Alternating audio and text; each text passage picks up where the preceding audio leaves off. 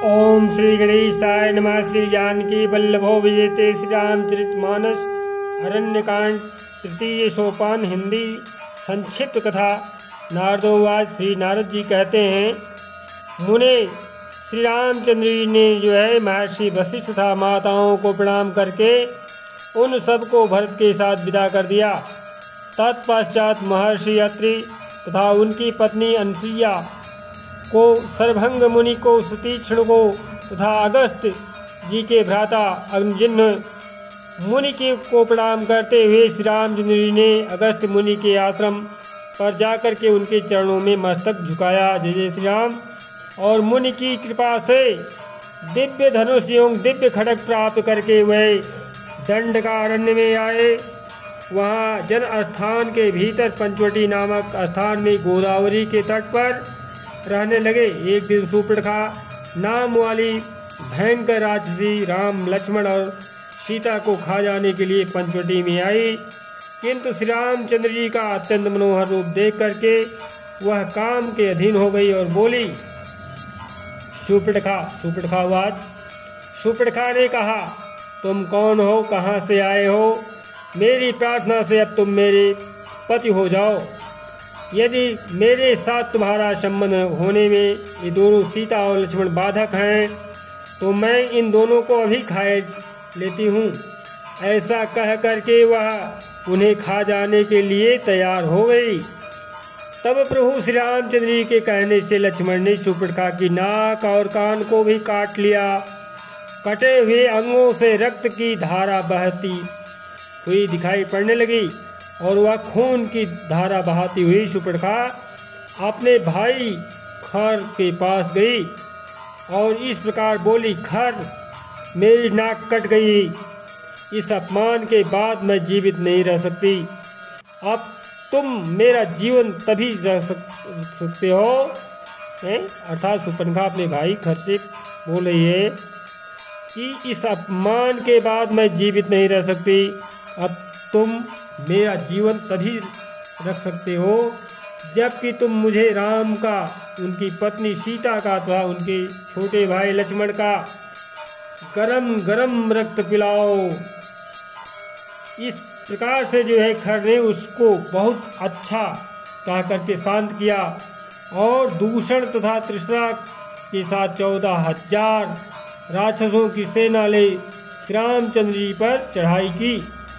श्री राम ने भी उन सब का सामना किया और अपने बाणों से राक्षसों को बीधना आरंभ किया, अर्थात मारना शुरू कर दिया। शत्रुओं की हाथी, घोड़े, रथ और पैदल सहित समस्त तिरंगणी सेना को उन्होंने यमलोक में पहुंचा दिया और अपने हाथ साथ युद्ध करने वाले भयंकर राक्षस खरदूषण एवं तृष्णा को भी मौत की घाट उतार दिया। आप सुपर्णखा लंका में गई और रावण के सामने जाकर के पृथ्वी पर गिर पड़ी। उसने क्रोध में भर करके रावण से कहा, अरे तू राजा और राक्षक कहलाने योग्य नहीं है। खर आज समस्त राक्षसों का संहार करने वाले राम की पत्नी सीता को हर ले।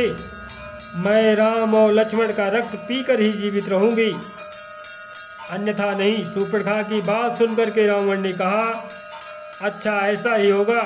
फिर उसने मारीच से कहा, तुम स्वर्ण में विचित्र मृग का रूप धारण कर लो, सोने का मृग बन जाओ और सीता के सामने जाओ, कुटिया के आसपास टालो और राम तथा लक्ष्मण को अपने पीछे आश्रम से दूर हटा ले जाओ।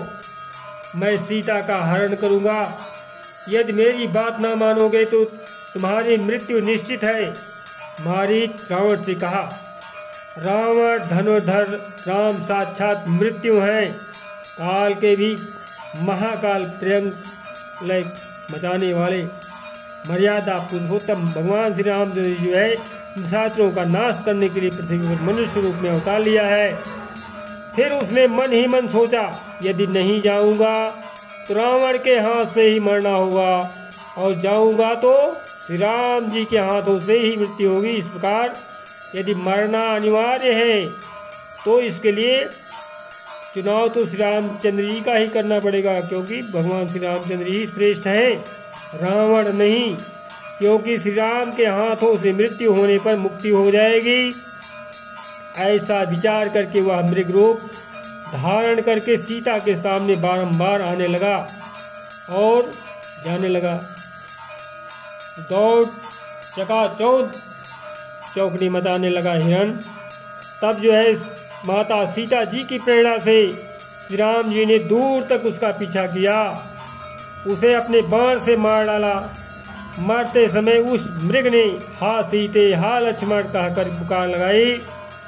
उस समय सीता के कहने से लक्ष्मण अपनी इच्छा के विरुद्ध श्री रामचंद्र जी के पास गए। इस बीच में रावण ने भी मौका पा करके सीता को हर लिया। मार्ग में जाते समय उसने जो है गिद्धराज जटायु का वध किया। जटायु भी अपने तेज पराक्रम से उस रावण को जो है रथ सहित नीचे गिरा दिया।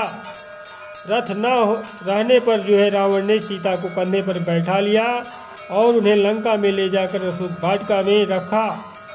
वहां सीता से बोला, तुम मेरी पटरानी बन जाओ। फिर राक्षसियों की ओर देख करके कहा, निशाचरियों इसकी रखवाली करो। उधर जो है श्री रामचंद्र जी जब मारीच को मार करके लौटे तो लक्ष्मण को आते देख बोले, सुमित्रा नंदन यह मृग तो मायामय था, वास्तव में यह एक राक्षस था, किंतु तुम तो इस समय यहाँ आ गए। इससे जान पड़ता है निश्चय ही कोई सीता को हर ले गया है। श्री रामचंद्र जी के आश्रम पर जब पहुँचे लक्ष्मण सहित तो वहाँ पर जो है सीता जी उन्हें कहीं दिखाई नहीं दी। उस समय वह आर्त हो करके शोक और विलाप करने लगे, हा प्रिय जानकी तू मुझे छोड़कर कहाँ चली गई। लक्ष्मण ने श्री राम को सांत्वना दी। तब वह वन में घूम घूम करके सीता की खोज करने लगे, लता वृक्षों से पूछने लगे। इस समय इनकी जटायु से भेंट हुई। जटायु ने यह कह करके सीता को हर रावण हर ले गया है। इस तरह से जटायु ने भगवान को माता सीता जी का पता बता करके प्राण तक त्याग दिया राम नाम कहते हुए। तब श्री रघुनाथ जी ने अपने हाथ से जटायु का दाह संस्कार किया। इसके बाद इन्होंने कबंध का वध किया। कबंध ने शाप मुक्त होने पर श्री रामचंद्र जी से कहा, आप सुग्रीव से मिलिए। जय जय श्री सीता।